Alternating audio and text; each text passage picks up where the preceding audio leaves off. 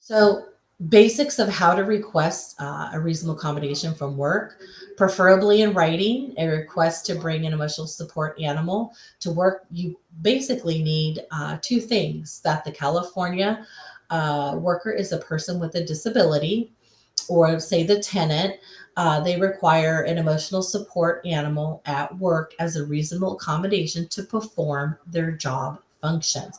Say if someone has anxiety, they especially things like panic attacks. I can certainly relate to that.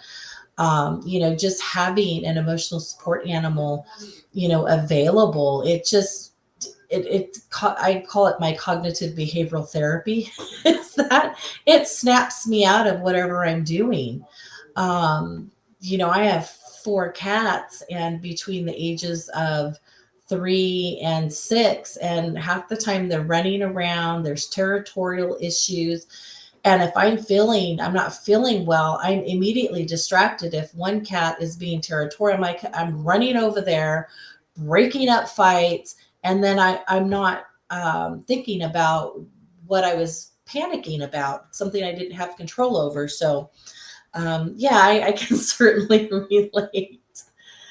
So, employers and reasonable accommodations. So, employers can't just say no to a reasonable accommodation request.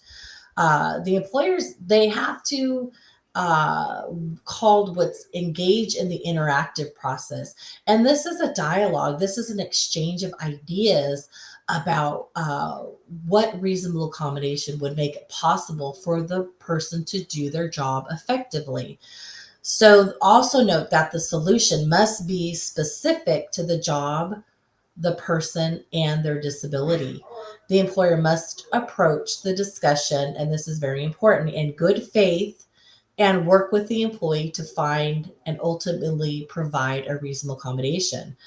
Also know that it's an exchange. The person requesting the reasonable accommodation, they're their own best advocate. They may have strategies that work at home that might transfer to the work environment. um, and then you can bring in the medical doctor and ask them, well, what do you suggest? That, and the employers do not need to know what your disability is. uh, the medical doctor only has to let them know what the reasonable accommodation is regarding your limitations to make you perform your essential functions of your job effectively. So employers may either grant the request uh, upon the worker meeting certain conditions, or you go back to the interactive process to determine what alternative reasonable accommodation exists. So it's basically it's a dialogue. You're working together to support this person in completing, to be an individual, competent employee and a happy employee. Employers, they'll usually perform an individual assessment that considers the work environment. Sometimes it's ergonomical. They're reviewing what duties you have, the type of business a person engages in, and the person's position. Uh, and then they also have to look at, will this cause an undue hardship, that by allowing this reasonable accommodation, will this incur significant difficulty or expense for the employer when considered under the whole totality of the circumstances? So they're going to look at, what's the cost of the accommodation. If it's going to be, well, I'll just give a made up example of, if a person is requesting that a lift be put in a small mom and pop store.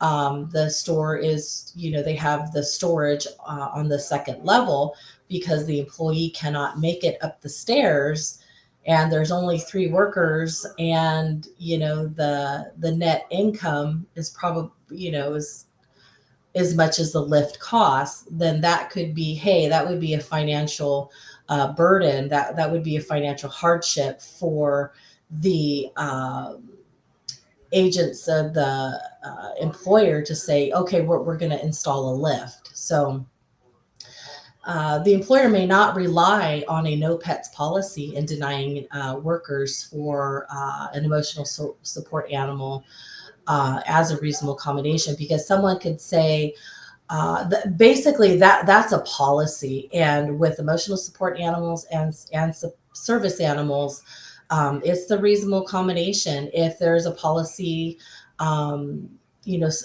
someone has allergies, one disability does not trump another.